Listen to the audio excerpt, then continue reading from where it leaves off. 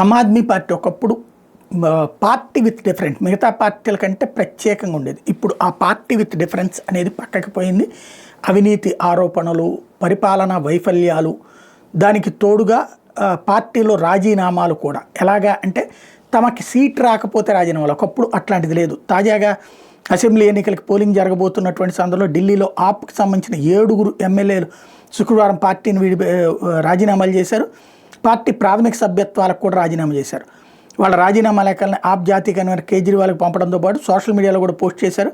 రాజీనామా చేసిన వారిలో మదన్ లాల్, భావనా గౌర్, నరేష్ యాదవ్, రోహిత్ మొహర్లియా, రాజేష్ రిషి, పవన్ శర్మ, బిఎస్ జోన్ ఉన్నారు.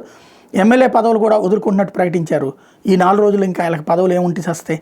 ఈ మేరకు అసెంబ్లీ స్పీకర్కి రాజీనామా పత్రాలు పంపినట్టు చెప్పారు. అవినీతిలో కూరుకుపోయిన పార్టీ అధినేత కేజ్రీవాల్ మీద విశ్వాసం కోల్పోయి నిర్ణయం తీసుకున్నట్టు చెప్పారు. ఈసారి ఎన్నికల్లో తిరిగి పోటీ చేసేందుకు వీళ్ళు ఎవరికి అవకాశం ఇవ్వనటువంటి నేపథ్యంలో ఇప్పుడు పార్టీ అవినీతిగా అనిపించింది అనమాట వీళ్ళకి.